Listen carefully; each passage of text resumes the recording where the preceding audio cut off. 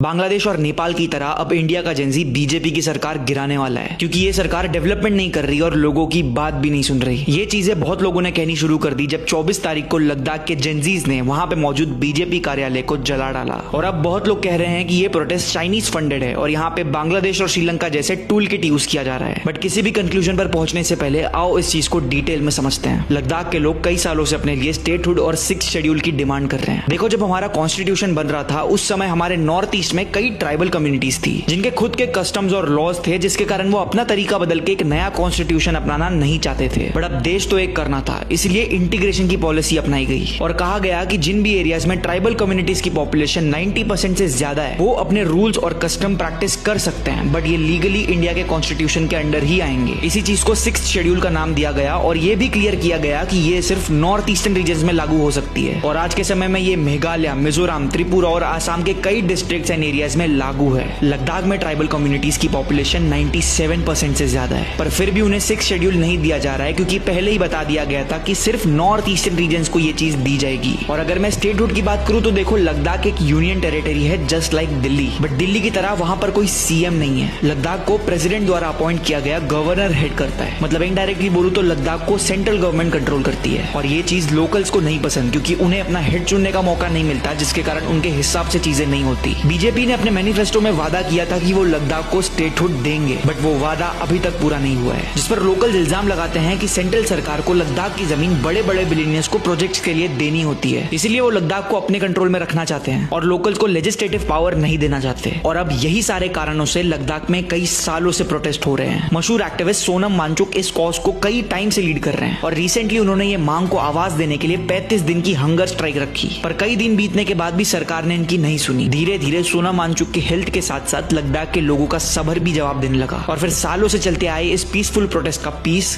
खत्म हो गया और लद्दाख के युवाओं ने वहां पे मौजूद बीजेपी कार्यालय को जला डाला। भारत के इतिहास में ऐसा कुछ पहली बार हुआ है। इस प्रोटेस्ट में ऑलमोस्ट 10 लोगों की जान गई और 50 से भी ज्यादा लोग इंजर्ड हुए। और अब देखना यह होगा कि इस वायलेंट चीज के बाद लद्दाख के लोगों की बात सुनी जाएगी या फिर इस प्रोटेस्ट को एंटी नेशनल का टैग दिया जाएगा। उत्तराखंड में भी प्रोटेस्ट शुरू हो चुके हैं। वहाँ पाकिस्तान भी मुस्लिम कंट्रीज के साथ एक नया नेटो बनाने की तैयारी में। और दूसरी तरफ से बिहार इलेक्शन के पहले राहुल गांधी बीजेपी और इलेक्शन कमीशन के अगेंस्ट एक बड़ा एक्सपोज लाने की बात कर रहे हैं। आने वाले कुछ दिन बीजेपी और प्राइम मिनिस्टर के लिए काफी भारी होने वाले हैं। इन सारी होने वाली घटनाओं को डिटेल में समझने के लिए अभी के अभी इंडियन लास्ट 24 आवर्स को फॉलो कर दो।